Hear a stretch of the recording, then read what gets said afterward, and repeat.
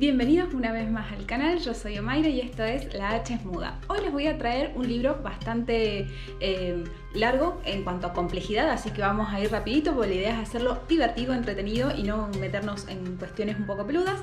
Así que hoy les presento 1984 de George Orwell, que es la novela distópica por excelencia. George Orwell es una persona que vivió en épocas de entreguerras, sobre todo dentro de lo que fue la Primera Guerra. También estuvo en la Guerra Civil Española, por lo que trabajó en esos eventos bélicos como cronista, por lo que estuvo muy ahí en el frente de la guerra y tuvo ideas en contra del imperialismo inglés, a favor del socialismo democrático, y estuvo obviamente también en contra de lo que eran los gobiernos totalitarios que promocionaban de alguna manera gobiernos como el nazismo y el leninismo. Entonces, como consecuencia de todas esas experiencias de vida, casi al final de su vida y antes de morir a los 46 años, muy joven de tuberculosis, escribe 1984, que es una novela distópica que nos habla de un futuro en donde un gobierno totalitario ha logrado llegar hasta concretarse de una manera prácticamente mundial a través del ojo que todo lo ve, que ya vamos a estar hablando un poco de eso. Lo interesante, digamos, lo que yo quería comentar de este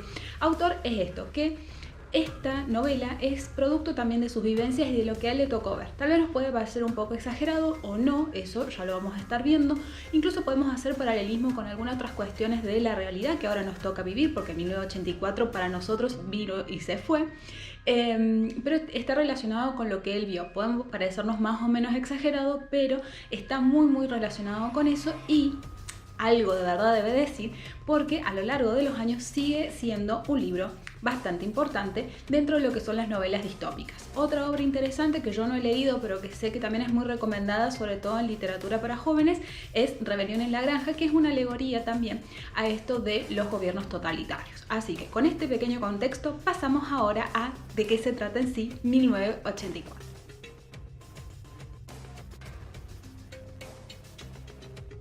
1984 es un libro que está dividido en tres partes. La primera parte nos habla bastante más de lo que es el contexto, y ya la segunda se mete como más en la cuestión, y obviamente la tercera también. Entonces, vamos a adentrarnos en este mundo del 1984. En este mundo nosotros vamos a estar ubicados en Londres, que ahora, además de llamarse Londres, es parte de la franja aérea número 1 y es la tercera ciudad más habitada de Oceanía. ¿Por qué? Porque ahora el mundo, no como lo conocemos, está dividido en tres grandes superpotencias. Por un lado tenemos Oceanía, que es el contexto en donde nosotros vamos a estar hablando. Después tenemos Asia y Eurasia. Estas tres potencias, en principio, han estado en conflictos bélicos, sobre todo Oceanía contra Eurasia desde siempre, ya vamos a puntualizar sobre esto, y con Asia como aliada, ¿sí? Además, dentro de esta Oceanía no hay leyes, no hay una ciudad capital como en sí, como existe ahora. Todos los países ya no tienen, digamos, su propia, su propia división geográfica. Todo es Oceanía y cada ciudad o centro es como un microclima. De hecho, no existe prácticamente comunicación entre las comunidades y mucho menos hay comunicación entre potencias. Entre potencias solamente existe un odio que viene dado desde, casualmente, el gobierno, ya vamos a hablar de eso, en donde cualquier persona que pudiera parecer extranjera, de acuerdo a lo que nos muestra la propaganda, es denunciable y probablemente linchada en el lugar, ¿no? Entonces, pero ¿cómo sobreviven estas comunidades? Estas comunidades viven en entornos completamente controlados por telepantallas, que son pantallas que están instaladas en todas las casas de todos los hogares de las personas que pertenecen al partido. Y son controladas desde allí con todo tipo de propaganda, no solamente que es transmitida 24 horas al día, sino que además uno es vigilado 24 horas al día dentro de su propia casa. ¿Cómo está formada la sociedad de 1984? Tenemos un gran hermano o hermano mayor que es el ojo que todo lo ve. Es una persona que es el líder divino, prácticamente semidios espiritual de toda esta nación, a través del cual todas las cosas buenas, tipo felicidad, victoria, cualquier tipo de virtud está encarnada en esa persona. Todas sus predicciones se vuelven realidad y todo tiende a que nosotros nos sintamos muchísimo mejor porque todos formamos parte de ese partido. El partido que está encarnado en este gran hermano tiene dos partes. un partido interno en donde la mayoría de los que forman parte de este partido llevan como una especie de mono negro, y los que son miembros del partido externo que llevan un mono azul, que es al que le toca, digamos, todas las otras actividades. Pero la población, no toda la población pertenece a este partido, sino que también tenemos a los que vendrían a llamarles las proles o el proletariado, utilizando terminología de Marx, que vendría a ser prácticamente el 85% de la población. Esa población prácticamente no tiene educación, aunque tiene un buen pasar económico, pero hace todas aquellas actividades de servicio que nosotros la asimilaríamos a los trabajos como que están más abajo en la pirámide social, por decirlo así. No viven mal, pero viven completamente fuera de lo que es la injerencia del partido, e incluso todo lo que tiene que ver con material cultural como películas, canciones, es entregada también por lo que es el partido. Es decir, tienen una vida igualmente controlada por el partido, pero desde otro punto de vista. Está tan completamente desintelectualizada, por decirlo así, que para el partido no es ningún tipo de riesgo que ellos sigan viviendo la forma en que viven. ¿Por qué? Porque los que sí son miembros del partido tienen reglas sociales muy rígidas. De hecho, prácticamente las familias prácticamente no existen. No te podés casar, sí, e incluso no te podés divorciar, pero si no tenés hijos, la idea es que eventualmente te termines separando. La idea es poder avanzar hacia sociedades en donde los niños, siempre el problema son los niños, en donde los niños puedan ser creados de forma prácticamente artificial, por lo que el partido lo que busca es que los miembros se vayan quedando cada vez más solos en cuanto a vínculos sociales, pero que siempre encuentren su lugar seguro en el partido y en el hermano mayor, en el gran hermano. Entonces, tenemos una vida completamente controlada de esta forma, pero ¿a través de qué medios? Este gobierno, este partido, está compuesto por cuatro ministerios que son súper fundamentales. Tenemos el Ministerio de la Verdad, que se encarga casualmente de todo lo que tiene que ver con la rectificación, le dicen, pero con la modificación de lo que es el pasado, y también con la producción de todo lo que son obras literarias, películas, canciones, todo lo que es de consumo cultural, tanto para los miembros del partido como para la prole. Después tenemos el Ministerio de la Abundancia, que se encarga del racionamiento de los bienes. Y después tenemos el Ministerio del Amor, en donde se encarga de todo lo que tiene que ver con lo que son las leyes, con todo lo que son los castigos, y también tenemos ahí lo que es la policía del pensamiento, porque en una sociedad tan represiva como esta, hay un único lugar en donde no se han podido meter, y es en la mente de la gente. Entonces tenemos esta policía del pensamiento, que de lo que se va a encargar casualmente es de espiar, de estar en la calle revisando los movimientos de cada uno de los camaradas. Y el cuarto, porque hay un cuarto ministerio, es el Ministerio de la Paz, que se encarga de lo que es todo lo tendiente casualmente a esta guerra en la cual se encuentran inmersos hace años. Para el 4 de abril de 1984, que es cuando comienza nuestra historia, en la novela se viene de varios años, más o menos nos sitúan entre el 1930 y el 1940, en que ha habido una guerra que ha llevado a que Oceanía se levante en una revolución. Y por lo tanto, todas las personas previas a la existencia de esa época de guerra y de revolución se acuerdan muy vagamente de cómo fue la vida antes de la existencia del Gran Hermano y del partido. Pero de ahí a esta parte tenemos toda esta sociedad ya establecida, y obviamente las generaciones más nuevas ya prácticamente no tienen recuerdos ni tampoco contacto con gente que haya estado dentro de lo que es esta revolución, mucho menos de la guerra, ¿sí? Entonces, el 4 de abril de 1984, que es cuando inicia esta novela, nosotros nos encontramos con Winston Smith, nuestro protagonista, que viene corriendo prácticamente de su trabajo para ir a una de sus casas, que su casa es una de las casas de la Victoria, que son departamentos casualmente que provee el partido para que allí vivan los camaradas, y se mete dentro de su casa e, intentando darle la espalda a la telepantalla, que por suerte en su departamento está ubicado no a lo ancho, sino digamos a lo largo, por cuestiones prácticas en ese momento, hay una esquinita en donde él se puede esconder para sacar un cuaderno, un diario que acaba de comprar y en el cual él quiere escribir. ¿Qué pasa? En ningún lado está prohibido que se pueda escribir, de hecho existen libros, pero ningún libro es producido en forma individual, que es lo que pretende evitar el partido constantemente, y es que pases tiempo a solas y tiempo solo en general. Entonces, si bien leer o escribir un diario no es en sí algo malo, sí es un principio de heterodoxia, es algo que si te encuentran haciéndolo te van a chapar y te van a preguntar qué estás haciendo mínimamente, y probablemente puedas ser castigado por la policía de pensamiento. Sin embargo, hace unos 6 meses, cuando Winston estaba paseando por uno de los barrios de la prole, se encuentra con una casa de antigüedades y ve el cuaderno. Y no se pudo resistir a comprarlo. Era un cuaderno claramente previo a la revolución, de un papel que nunca había visto en la vida, y de hecho se había demorado en empezar a escribirlo porque sabía que era el comienzo de lo que era un crimen mental. Como dije, en una sociedad tan represiva, con tanta gente controlándote, era muy difícil, es muy difícil en este contexto cometer un crimen. El único crimen importante, o el que realmente persigue el partido y la policía del pensamiento, es el crimen mental. Este crimen mental quiere decir que ya la idea de cometer un crimen es penado. Entonces, ¿qué pasa? Comprar el diario en sí no es un crimen. Escribirlo era el verdadero crimen mental, y él durante 6 meses lo había estado dejando pasar, lo había estado postergando porque había estado pensando qué iba a hacer.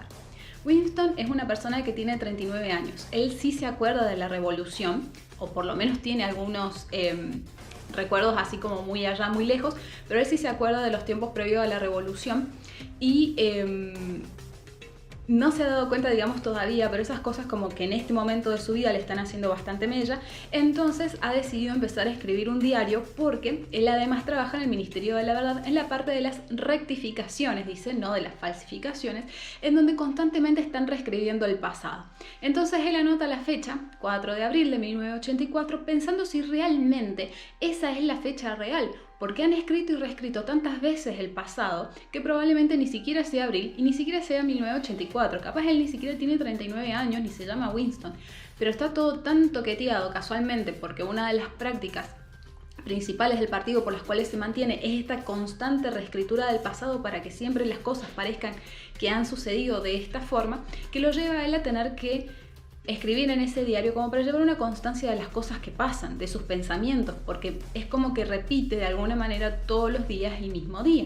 Entonces, ante esta falta de comparación con algo previo, decide empezar a escribir este diario. Y en el diario escribe cosas un poco medio al principio que al azar, hasta darse cuenta que lo que a él realmente le preocupa es esto: no tener con qué comparar el atrás, si realmente las cosas que él piensa son de persona loca o si efectivamente alguien más le está pasando lo mismo. Porque ¿qué es lo que pasa? Este Londres que nosotros estamos viviendo es un Londres completamente frío, medio sucio, un poco como abandonado. Es un sitio constantemente en guerra porque estamos en alianza con, en este momento, Asia y en guerra con Eurasia, en donde constantemente nos están bombardeando y constantemente nos estamos por morir. Entonces, todo el tiempo las raciones, se nos raciona todo lo que es camisas, zapatos, comidas, chocolates, café. Están todos, digamos, estos productos de los cuales provee el partido, que son paupérrimos, de calidad paupérrima encima. Entonces, él siente incluso de forma física que su cuerpo se resiste a ese café, a esa ropa horrible, a ese frío, porque le da la sensación de que efectivamente ha habido algo mejor antes. El problema es que ha pasado tanto tiempo y él ha demorado también tanto tiempo en tomar conciencia de esto, que no sabe si es él lo que se lo está imaginando o si efectivamente fue así en algún momento, si en algún momento vivieron mejor que ahora y no como dicen en los libros, que antes estaba muchísimo peor.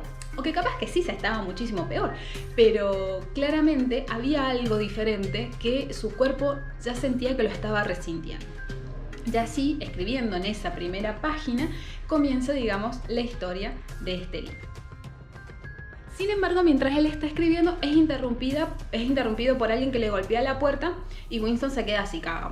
Ya arranqué y ya me agarró la policía del pensamiento, dijo. Pero cuando va a abrir la puerta se da cuenta que no, que era su vecina que le estaba pidiendo por favor que le ayudara a arreglar el desagüe del lavatorio, ¿no?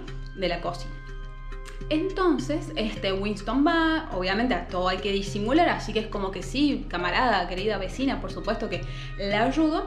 Y mientras le está arreglando las cosas, aparecen los dos hijos de esta vecina que lo empiezan a acusar de traidor y de criminal mental. Porque los niños en esa época van a los espías, que nosotros podemos hacer un paralelismo con las juventudes hitlerianas en otras épocas, en donde claramente eran adoctrinados constantemente. Entonces parte de sus juegos o de sus divertimentos de todos los niños de esa época es casualmente estar jugando a ser espías y a ver si logran cazar a un criminal mental. ¿Cuál era el problema de esto? El problema de esto es que eventualmente la gente iba a ser detenida y iba a ser desaparecida, que en el libro le dicen que los iban a vaporizar. Entonces, mientras Winston termina de arreglar la bacha, se compadece de su vecina y de su marido, que se llama Parson, que trabaja encima con él, porque dice en algún momento estos dos niñitos los van a terminar denunciando, los van a terminar acusando de algo y los van a vaporizar. Sin embargo, dentro de, digamos, de lo que Winston está pensando, él siempre piensa a favor de la existencia de lo que es la hermandad, porque, contrario al partido, hay una corriente supuestamente revolucionaria que nadie sabe dónde está, que nadie sabe quiénes forman parte, que se llama la hermandad, que es llevada adelante por un tal Goldstein, cuyo líder tampoco sabemos si existe porque nunca nadie lo ha visto, salvo digamos en fotos que han habido en propaganda, pero que supuestamente es la cabeza de esta hermandad que intenta destruir al partido. Y Winston en este momento ya está fantaseando con la posibilidad de saber si existe o no existe. También se rumorea, además de la existencia de la hermandad, la existencia de un libro que tiene la hermandad que vendría a ser el libro. No tiene nombre el libro, es como el libro, que es el documento escrito en el cual la hermandad ha puesto toda la verdad ahí revelada. Y Winston, que toda la vida ha escuchado estos rumores, o sea, toda la vida desde la existencia del Gran Hermano y del partido, ha escuchado estos rumores y empieza a querer creer, digamos, en la existencia de esto. Para él de repente es coherente que exista alguien que quiera minar al partido desde adentro. Y es ese un poco también el veneno que hace que empiece con el diario y empiece a escribir. Bien, la rutina, ¿cuál es la rutina de Winston dentro, digamos, de su vida normal? La rutina de Winston es que todos los días es levantado por la telepantalla antes de las 7 de la mañana para hacer 10 minutos de ejercicio. Y hacen ejercicio, tuki, tuki.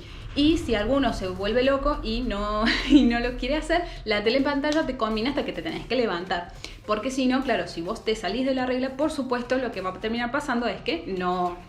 te anotan como que no estás haciendo las cosas que deberías hacer. Entonces todos los días haces esos 10 minutos de ejercicios de calistenia. 2, 3, 4, up, down. Y después se viste y se va a trabajar al Ministerio de la Verdad. En el Ministerio de la Verdad a él le gusta mucho su trabajo porque por un tubo le van llegando las cosas que él tiene que ir modificando para que toda la historia tenga sentido.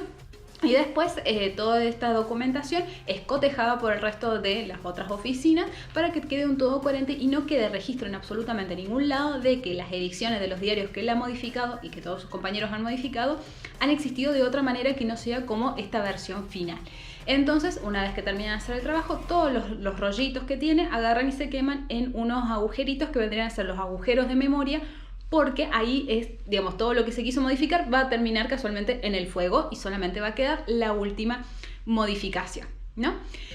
Y una vez que termina esto, él todos los días almuerza, sigue con su rutina normal y después a las 3 de la tarde que sale de trabajar debería ir a los centros comunitarios a hacer todas las actividades comunitarias con otros grupos, tipo manifestaciones, conferencias, hacer pancartas, todo relacionado obviamente con lo que es el partido, ¿no?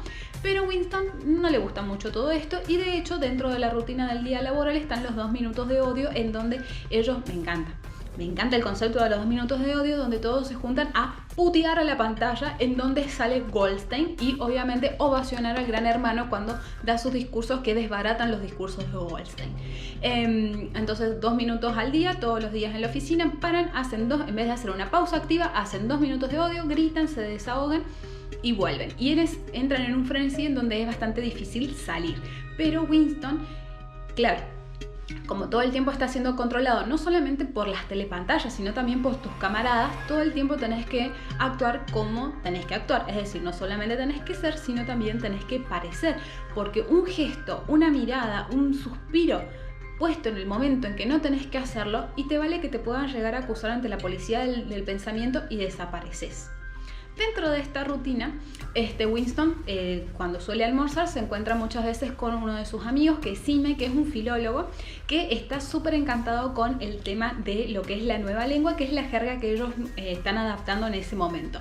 Y casualmente, lo que le comenta es que están avanzando a lo que es la supresión de un montón de adjetivos y un montón de palabras y de verbos, de manera tal que no existan los sinónimos ni ningún tipo de palabra que sea de más, ¿no? Entonces vamos a poder hablar lo justo y lo necesario. Ellos están usando la 9ª edición Pero Cime lo que les cuenta es que ya están trabajando en la 11ª edición, en donde cree que va a ser ya el trabajo final de Nueva Lengua, porque van a sacar todas las palabras que están de más. ¿Por qué? Porque es mucho más difícil destruir palabras, le dice, que buscar, digamos, estos sinónimos. De forma tal que, por ejemplo, ¿para qué vamos a buscar antónimos si en la misma palabra tiene en sí misma su propio antónimo? Si decimos bueno, ¿para qué vamos a escribir malo? Directamente ponemos no bueno.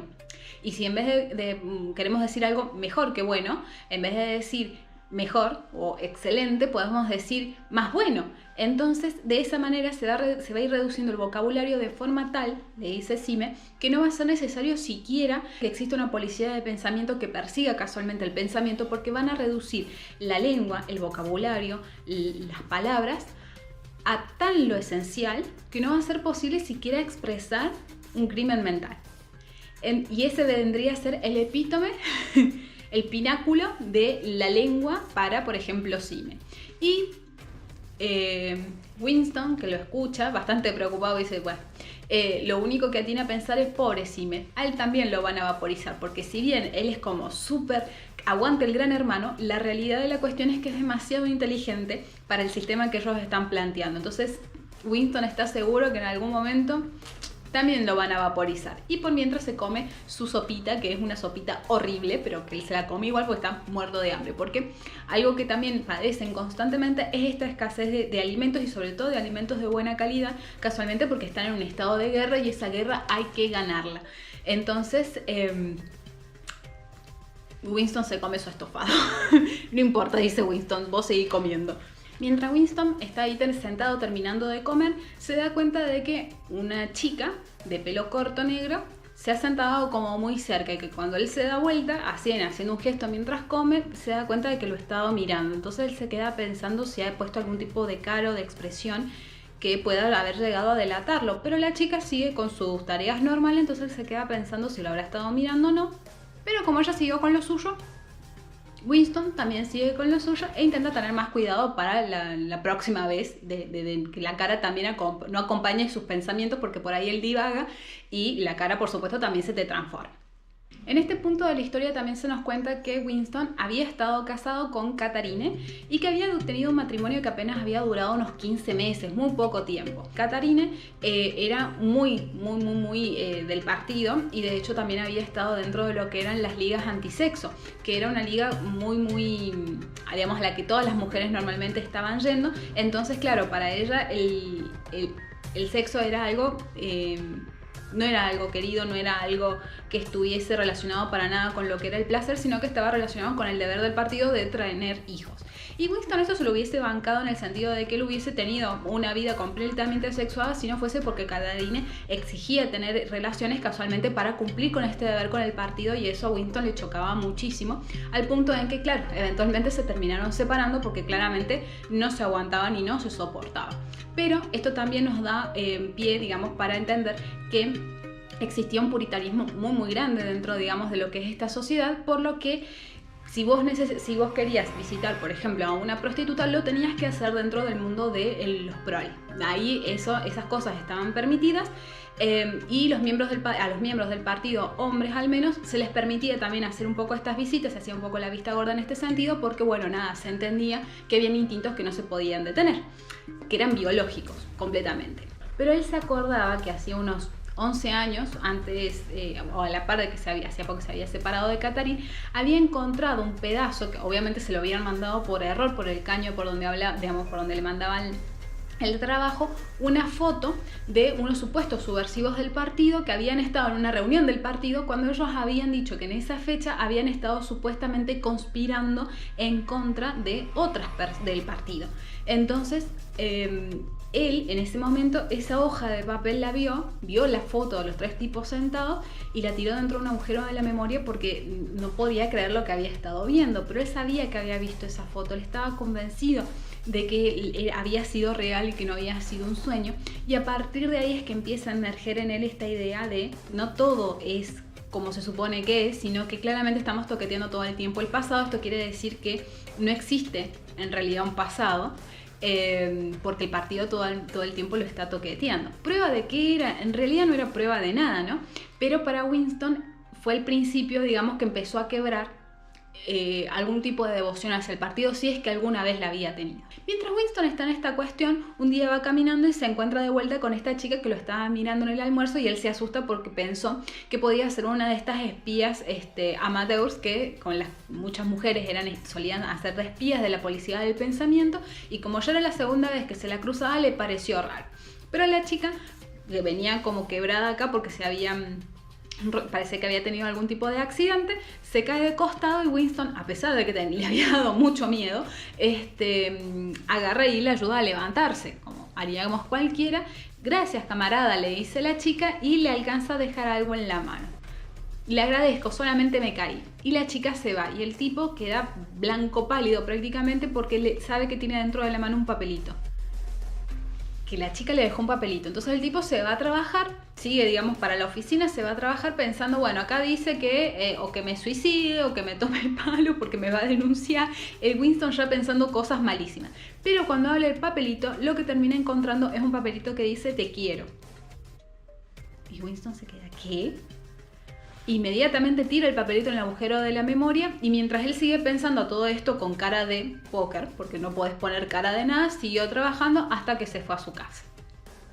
Cuestión que se quedó pensando, bueno, supongamos que sí, que es verídico lo que yo leí. Bueno, sí, me quiero encontrar con la chica era claramente más joven, para él eran todas lindas, pero por lo menos querías poder saber más de a qué se refería o para dónde iba a ir la cosa. Cuestión que era imposible encontrarse, porque si no tenías alguna excusa, alguna actividad del centro comunitario, si no tenías un por qué encontrarte, no te tenías por qué encontrar. Aparte, ella trabajaba en otra sección, o sea que no tenía por qué conocerla, y además no vivían cerca, él no sabía ni el apellido de ella.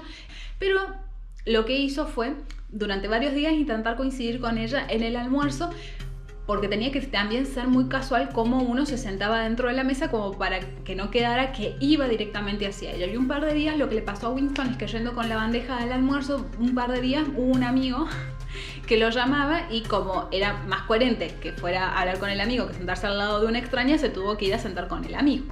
Hasta que un día logra sentarse al lado de ella, y comiendo y hablando al mismo tiempo terminan concertando una cita en plena plaza pública. Pero ¿cuál era la idea? Que como en esa plaza había un montón de gente, yendo y viniendo entre la multitud, ahí pudieron hablar. Y esto lo concertaron, por ejemplo, un domingo.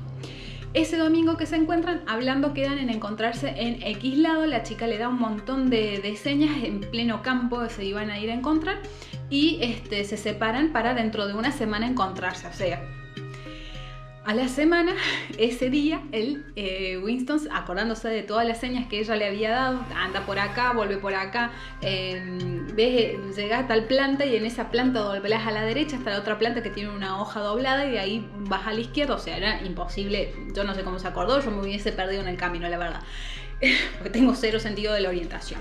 Pero por suerte Winston no, y Winston llega al lugar, y al rato llega la chica. Y bueno, tienen ahí un encuentro cercano del tercer tipo. Lo importante de la cuestión es que, hablando con la chica, primero le pregunta cómo se llama, porque a todo esto ni sabe cómo se llama la muchacha. La muchacha se llama Julia, es una chica joven de unos 26 años, y le cuenta que a pesar de que a ella puede haberla visto como que es la miembro más fanática del partido, que está todo el tiempo yendo a manifestaciones, haciendo pancartas, conferencias, va todas las tardes al centro comunitario, es de lo más que le importa todo un pepino. Y ahí Winston dijo, bueno, bárbara, está media como yo. Pero resulta que Julia no era tan como Winston, porque ella no tenía ningún tipo directamente de moralidad, ni de ética, ni de pensamiento político, vamos a decir, ni siquiera. Julia encarnaba para el afuera una perfecta ciudadana del partido, ¿no? Era una perfecta camarada del partido que hacía todo lo que tenía que hacer, era la que gritaba más fuerte en los 2 minutos de odio, era la más laboriosa, ella siempre se presentaba voluntaria para todas las actividades que nadie quería hacer. ¿Pero por qué? Porque de esa manera ella tenía la posibilidad de quebrantar otras reglas, pequeñas reglas, o las reglas tal vez más importantes, pero quebrantarlas porque todo el tiempo pasaba debajo del radar, según ella. Y por eso no había sido atrapada hasta ese momento. Y en todo caso, si era atrapada tampoco le importaba, porque eventualmente iba a pasar. Pero por lo menos decía Julia, la voy a pasar bien mientras tanto. Entonces, hablando con Winston, ella le confiesa que ha estado con varios hombres, todos hombres del partido, ninguno de las proles.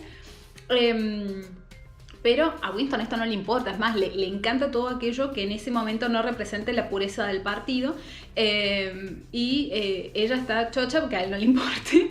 Así que bueno, empiezan a encontrarse. Cuestión que esto es en mayo, durante todo mayo se encuentran un par de veces. Y de hecho Winston se empieza a enojar cuando no empezaban a coincidir, porque claro, ya él se sentía parte de una rutina, ya se sentía parte de una persona. Pero bueno, por ahí se les hacía bastante complicado encontrarse, pero aún así siguieron los encuentros furtivos. De hecho, Winston había ya vuelto un par de veces a la casa esta de antigüedades donde había comprado el diario y había encontrado que el dueño de la casa tenía como una habitación arriba que había pasado como por un depto, un bulo, vamos a decir en realidad.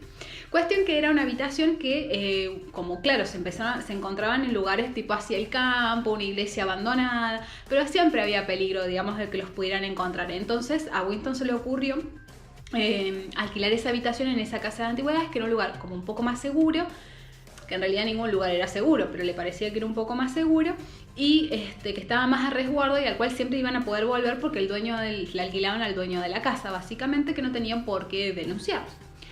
Cuestión que aceptan y durante junio se vieron un montón de veces, 6, 7 veces, eran muchas veces para un mismo mes porque más allá de que llegaran por diferentes lugares y un montón de cuestiones era un poco peligroso, pero ellos estaban tan convencidos de que en ese lugar tenían un poco de seguridad que siguieron encontrando. Cuestión que ellos se sienten seguros en este lugar, ellos creen que no les va a pasar nada, o sea, es como que se entregan a Dios y al Buda y a decir, bueno, si nos chapan y si no nos chapan mejor porque ganamos como que más tiempo, ¿no? Incluso Julia llega un momento a decir que para ella capaz que ni siquiera existe la guerra, o sea, Julia realmente que demuestra ser bastante más coherente, porque si vos encontrás que en una cosa mienten, entonces deben mentir en todo, dice Julia. Y a Julia en realidad tampoco le importa si existe o no existe un partido y un gran hermano. Lo que ella sí le molesta es en la medida en que esas cosas le afecten a ella.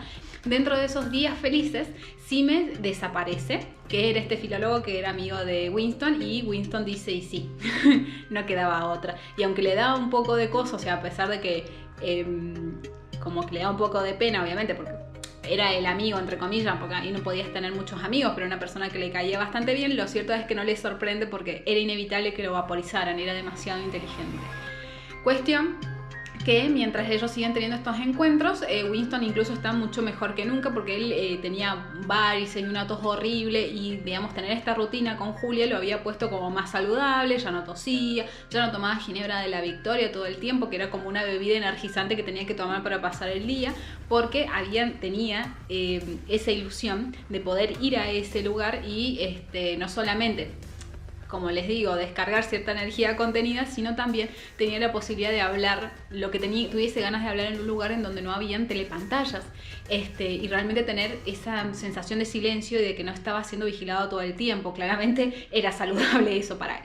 Cuestión que un día le viene a hablar O'Brien y este otro amigo, y Winston dice, genial, este es el momento, ha llegado finalmente el momento en el que viene y me da, digamos, el santo y seña de la situación.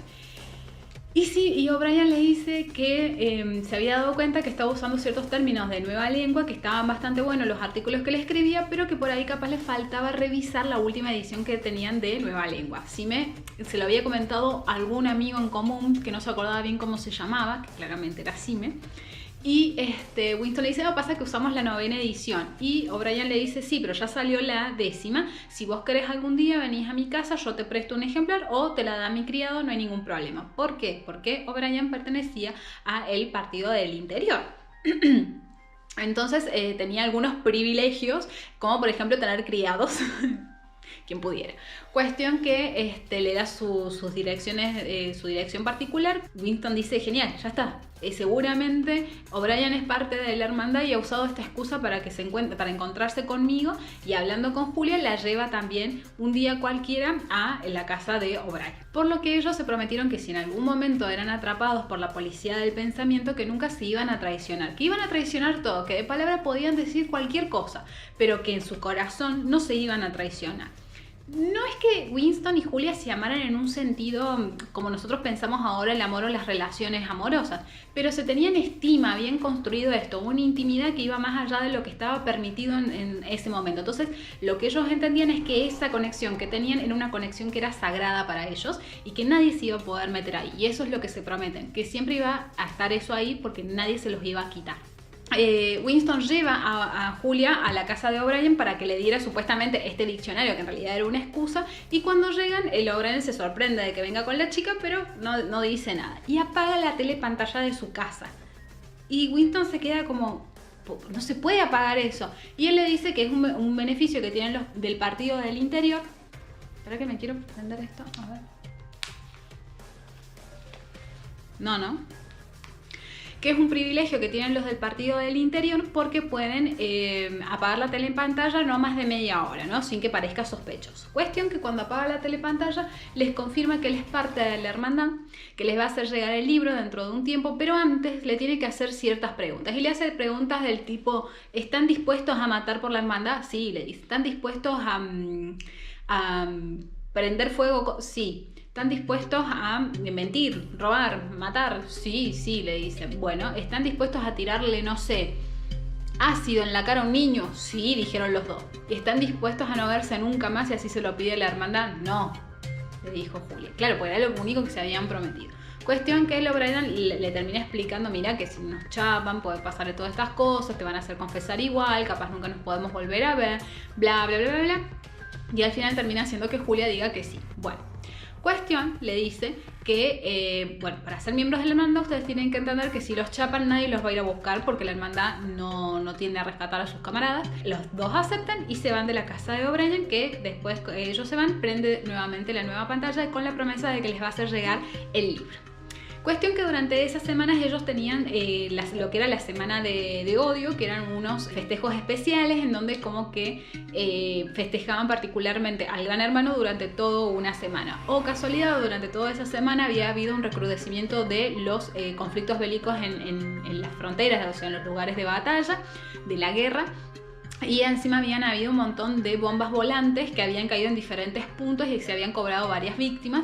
Entonces como que toda la gente estaba en éxtasis porque justo se estaba dando todo esto en la semana del odio y en el último día iban a ser el culmen de todo esto. Cuestión que mientras estaban ahí teniendo, digamos, en una de las conferencias, que casualmente obviamente estaba Winston y estaban Julia ahí, llega un comunicado en donde de repente el enemigo dejaba de ser Eurasia para empezar a ser Asia. Y en el mismo discurso en el cual ellos estaban haciendo toda una arenga en contra de Eurasia, el señor cuando le llega el papelito sigue hablando sin alterar en ningún momento el tono de voz y cambia el enemigo del uno por el otro. La gente se da cuenta que el enemigo era otro, seguramente porque era un acto de sabotaje, entonces empezaron a romper las propias pancartas para modificarlas y siguieron con la semana de odio. Ahora estaban en guerra y siempre habían estado en guerra con Asia. Mientras Winston estaba mirando eso así, maravillado, digamos, de la locura de la gente, le golpea a alguien acá el hombro y le dice que le ha caído el portafolio. Ah, bueno, gracias, le agarró el portafolio, qué sé yo, y claro, los empezaron a llamar a todos a las oficinas porque tenían que hacer todos un trabajo de loco para modificar todo, digamos, la historia de los últimos años en donde el único enemigo había sido Eurasia porque ahora era Asia. Y durante toda una semana había estado durmiendo con el maletín trabajando y durmiendo con el maletín entre las patitas, haciendo todo ese trabajo de modificación.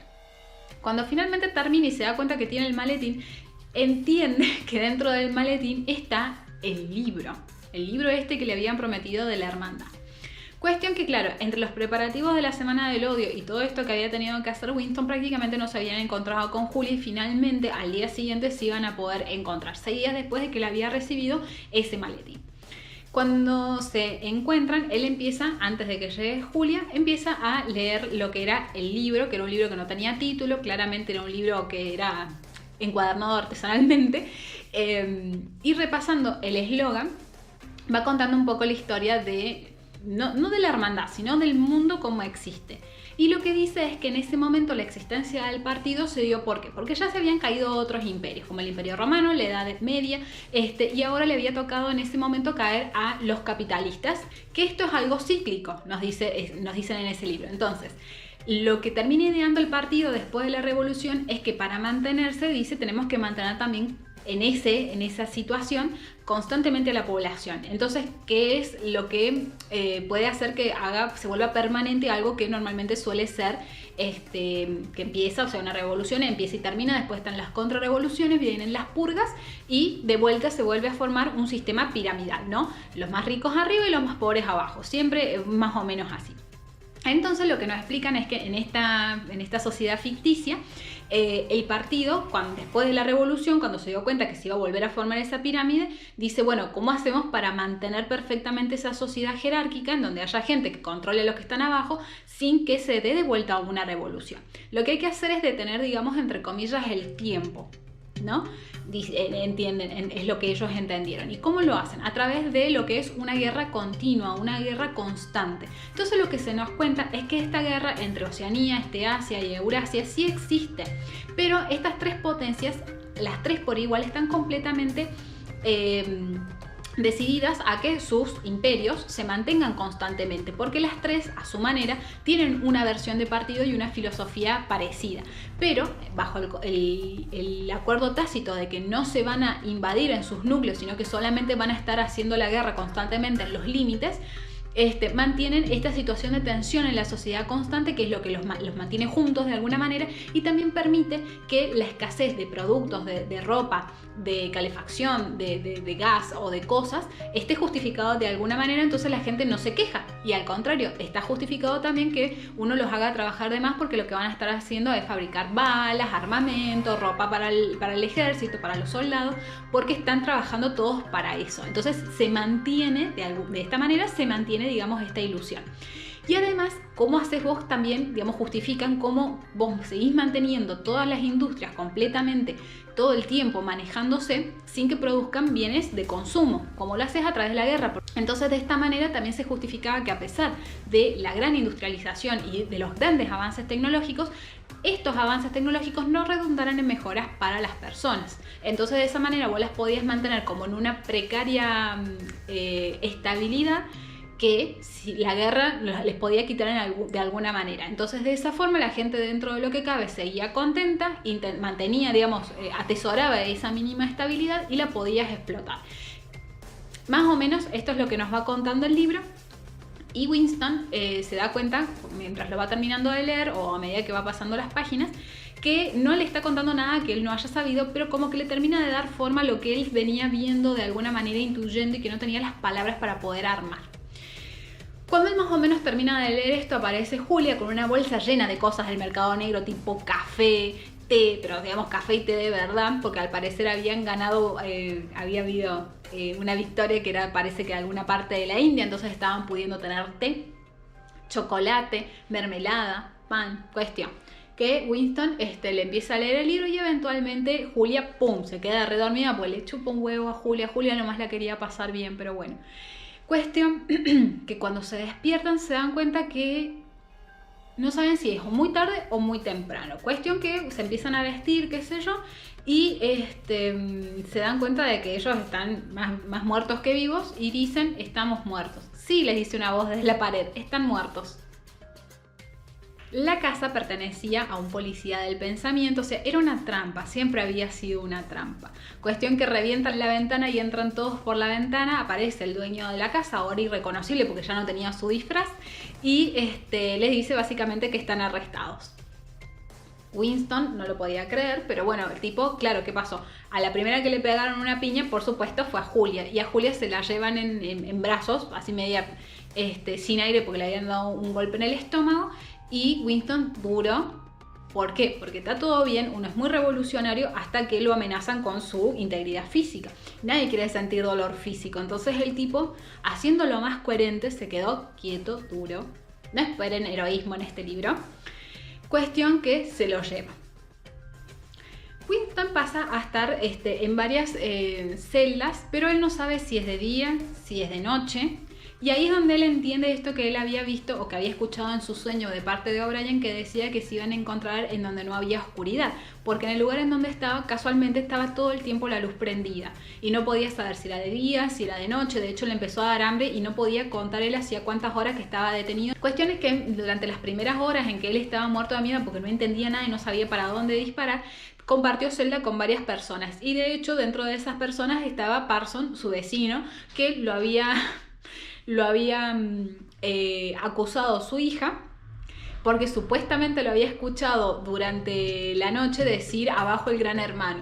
Y el tipo, aún en ese momento, decía, bueno, pero no importa, mejor que me detengan ahora que después, antes de que la cosa sea peor. ¿Quién hubiese pensado que el crimen mental uno lo podía estar armando o generándose en el inconsciente? Menos mal que mi hija me paró antes. ¿Viste cuando decís? Bueno. A todo esto Winston no tenía ganas ni voluntad ni de que le hablaran ni le dijeran nada, porque el tipo estaba que no lo podía creer. Y también se encuentra con un compañero de trabajo que escribía poemas porque había rimado dos con Dios. Y Dios no existe, y Dios no está prohibido, digamos, en la doctrina del partido. El único Dios, si se quiere, que existe es el gran hermano. Entonces el tipo estaba, pero es que, ¿sabés lo difícil que es rimar con dos? Hay muy pocas palabras que rimen con dos, decía. Todos intentando justificar por qué habían sido detenidos, porque la verdad que si te ponías a analizar nada tenía ningún sentido. Cuestión que Winston cree que está en el Ministerio del Amor, que es el ministerio en donde te torturan y te pegan. ¿Eres un osito cariñosito? Aquí te tengo tu cariñito. Entonces él se queda ahí esperando a ver qué va a pasar. Cuestión que pasan horas y horas, él ya no sabe si es de día, si es de noche, hasta que abren la puerta y ve que entra O'Brien. Y dice, ay no, también te chaparon. Sí, le dice a O'Brien, a mí me chaparon hace muchos años, pero creo que vos eso, Winston, ya lo sabías. Al parecer O'Brien no era parte de la hermandad, sino que era parte del Ministerio del Amor. Pero no era de los que te torturaban, digamos, a golpes, sino ya de las partes, digamos, de los psicólogos, de los científicos, de los neurólogos, que hacían todo otro trabajo aparte para convencerte o para reeducarte. Cuestión que Winston pasa, digamos, por toda una parte, digamos, de tortura, que después se dio cuenta que era lo clásico, que te torturaran y te hicieran confesar cualquier barbaridad. Total, si era cierto o mentira que habías matado o habías conspirado en contra del partido, era completamente indiferente, porque ya en el momento en que habías pensado en contra del partido ya eras enemigo. Entonces no hacía falta que realmente hubieses hecho actos, sino que ya habías pensado. Entonces, si ya habías pensado en hacer lo que estaba mal, eras culpable de todo lo demás. Cuestión que a Winston lo apalean, le pegan, lo escupen, le vuelven a pegar, le pegan más, lo dejan dormir, le vuelven a pegar, lo dejan dormir otro ratito, le pegan de nuevo, hasta que en un momento le dejan de pegar. Pero en recompensa, o sea, en vez de eso, en vez de torturarlo, lo llevan, digamos, con O'Brien, que como les digo, ya está en otra instancia. Entonces ahí O'Brien le dice que él tendría que creer en lo que le dice el partido. Y él está convencido, o sea, O'Brien le dice a Winston que Winston está convencido de que ha visto cosas que se desdicen con lo que dice el partido, cuando en realidad no es así. Le dice, por ejemplo, ¿con quién estamos en guerra? Y hasta hace una semana estábamos en guerra con Eurasia, ahora estamos en guerra con Asia. Y le dice a O'Brien, no, siempre estuvimos en guerra con Asia, porque eso es lo que te dice el partido. Entonces, lo que le dice a O'Brien es que Winston es un enfermo mental, porque él está negando la realidad de lo que dice el partido. Entonces, lo que ellos van a hacer ahí, después de que lo han torturado, es seguirlo torturando, pero en pos de que él aprenda, de que él se reeduque para aprender que todo lo que dice el partido es así. Incluso le llega a mostrar, obviamente todo esto con tortura eléctrica, no sé si les recuerda a otras épocas, pero cada vez que dice mal la respuesta le dan un choque eléctrico. Le alcanza incluso a mostrar la foto que supuestamente hacía 11 años él había visto de estos supuestos subversivos que habían estado conspirando en contra del partido, pero en realidad estaban en una reunión del partido. Y le muestra incluso la foto. Entonces dice, pero vos tenés ahí la foto, le dice Winston. No, no la tengo. La prende fuego, ¿no? Pero vos la viste, o sea que si vos la recordás, le dice Winston, ¿es porque existió? No, yo la verdad que no me acuerdo. Entonces Winston se empieza a dar cuenta, con mucho pánico, que claramente era posible, digamos, llegar a esa desarticulación mental de forma tal que podías tener la cosa en la mano, prenderla a fuego e inmediatamente haberlo olvidado, porque él estaba convencido de que O'Brien no le estaba mintiendo cuando le decía que no se acordaba de haber prendido fuego la cosa que tenía en la mano. Seguro que era así. Entonces se empezó a dar cuenta entre tortura y tortura de que efectivamente era muy probable, no solamente que de ahí no iba a salir vivo, sino que además que era posible que él sí fuera una minoría de una sola persona y que muy probablemente el loco fuera él. Cuestión que lo sigue torturando con los choques eléctricos, pero como les digo, siempre es dentro de un plan de aprendizaje, siempre dentro de un plan de reeducación, le he dicho a O'Brien. ¿Por qué? Porque O'Brien le dice y le explica, dice, lo que pasó, por ejemplo, durante la Edad Media, que fue la Inquisición, es que la gente, o la Inquisición, o antes, que se hacían mártires que perseguían a la gente por su religión, ¿qué era el problema? Que se hacían mártires. ¿Por qué? Porque no lograban que la gente abdicara de su fe antes de matarlos. Entonces, ¿qué pasaba? Se recogía, digamos, esa historia y se la volvía mártir, de manera tal que pasaba a ser mucho más importante el mártir que digamos que los que le habían dado muerte. Dice, en cambio acá nosotros no cometemos ese error, nosotros te vamos a reeducar. ¿Te vamos a matar en algún momento? Sí, te vamos a matar en algún momento, pero vos vas a pedir que te matemos. ¿Por qué? Porque te vamos a reeducar de manera tal que vos creas en lo que te estamos diciendo, que vos creas en el partido, que vos quieras al Gran Hermano. Y recién ahí, cuando vos con la conciencia limpia estés completamente seguro y entregado al Gran Hermano, recién ahí te vamos a matar. O sea, es peor todavía, horrible lo que le decía O'Brien. Cuestión que Winston, sin embargo, no. Le decían, por ejemplo, 2 más 2 es 4. No, 5. A ver, ¿cuántos dedos ves acá? 4 o 5. 4, decía Winston. Y le ponían ahí a full la electricidad. No, son 5. ¿De qué color es mi calzoncillo? Vos tenés que ver lo que quieras ver. Y lo que nosotros te decimos que vemos como partido y creerlo, no solamente decirlo, lo tenés que creer. Ese era el problema. Cuestión que Winston no daba el brazo a torcer porque él sentía que había leyes naturales por las cuales él no podía decir que 2 más 2 era 5. Era 4. Cuestión que lo pinchan en un momento con un líquido en donde casualmente lo inducen a un estado como de sopor, en donde cuando O'Brien le muestra esta cantidad de dedos, son 5 dedos, ¿verdad? Sí, son 5. O sea que es posible, le dice O'Brien. No es que nosotros te estamos pidiendo algo que es imposible. Es algo que tenés que aprender. Ese es el problema. El problema no es que lo creas o no lo creas. El problema es que lo tenés que volver a aprender. Cuestión que lo dejan ahí y de repente, bueno, le empiezan a dar de comer 3 veces al día, una comida a base de carne, comía mejor que en su casa en ese momento. Entonces el tipo empezó a ganar peso porque había quedado decrépito y horrible de tantas patadas que le habían dado en la cara, le había quedado, estaba pelado, se le caía el pelo, no tenía prácticamente dientes. Entonces, bueno, hubo un momento en donde lo dejaron, digamos, descansar, lo dejaron comer, de hecho le repararon le pusieron una dentadura postiza y de a poco fue ganando peso de vuelta porque había quedado esquelético asqueroso.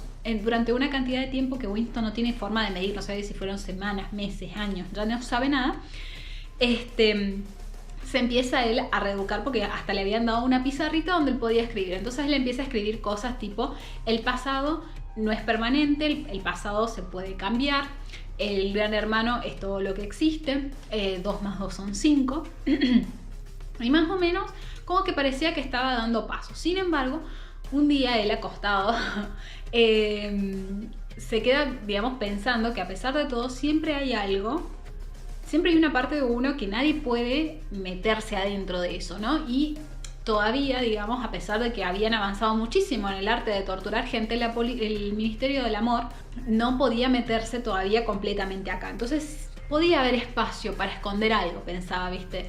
Winston, a pesar de que ya estaba cansado y ya realmente simplemente quería rendirse, digamos, a lo que le estaban diciendo. ¿Qué pasó?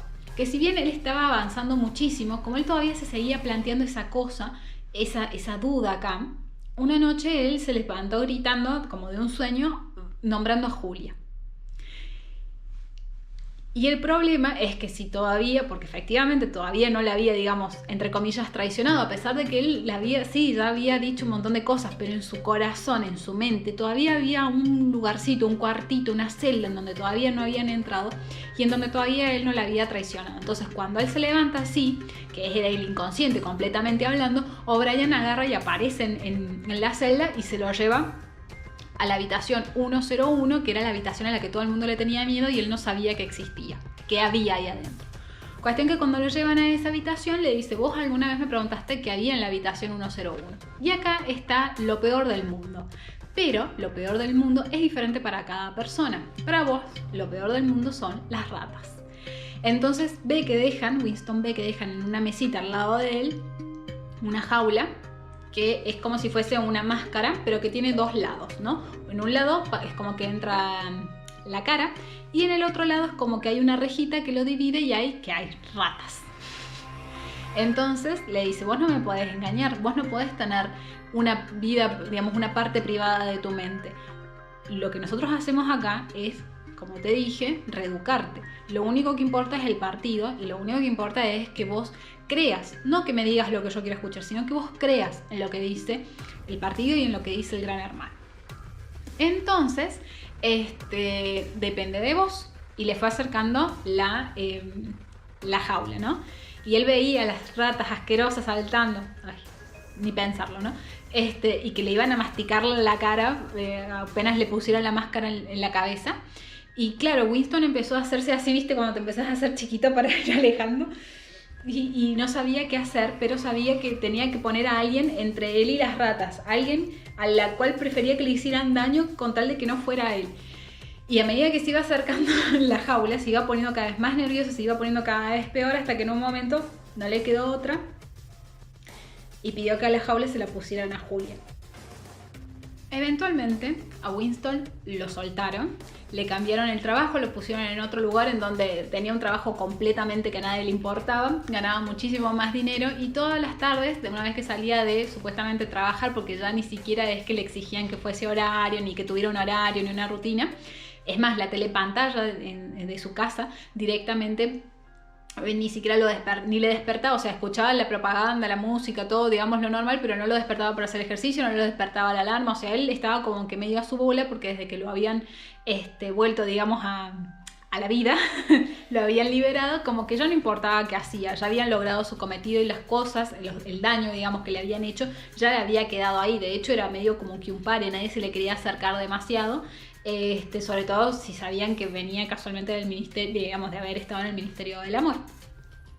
Cuestión que después de trabajar, o cuando iba a trabajar todas las tardes, él iba a un bar a tomarse un trago que de todas maneras le sobraba plata, así que le podrían hasta haber cobrado de más y a él no le importaba. Cuestión que él había podido volver. ¿Qué había pasado con Julia? ¿Le había pasado algo? Sí, Julia también la habían liberado y según O'Brien también lo había traicionado, incluso que lo había traicionado muchísimo antes que él a ella. Cuestión que Winston sabía que tenía que esperar, digamos, al momento en que casualmente lo mataran y supuestamente a todos los terminaban matando con una bala en la nuca, en la cabeza, ¿no? Cuestión que él estaba en este bar, que era el bar del Castaño, y estaba muy ansioso porque estaba esperando que le dieran el boletín oficial de cómo estaba el enfrentamiento bélico, porque todos los días estaban informando y hacía ya varios días que estaban diciendo como que se estaban acercando a la gente de Asia, que siempre había sido el enemigo de Oceanía, por tal frontera, y estaban avanzando y estaba seguro de que iba a salir mal, que seguramente algo iba a pasar, no podía ser porque estaban avanzando mucho y seguramente iban a perder y tenía miedo, no podía ser que estuviesen por perder, decía Winston, así que estaba esperando que se hicieran las 15:30, así como que se hagan las 15:30 para poder saber qué dice el boletín. Y arrancaba una canción. Ah, no, pero es una canción, no es el boletín. Sí, ya me tengo que enterar porque no puede ser, seguramente que vamos a perder, no puede ser que perdamos. Cuestión que se queda así mirando un cartel del Gran Hermano y lo mira y dice, no puede ser que estemos por perder, señor Gran Hermano, o sea, no puede ser. Cuestión que se hacen las 15:30 y se escuchan en la telepantalla unas trompetas de éxito, de que pasó algo bueno.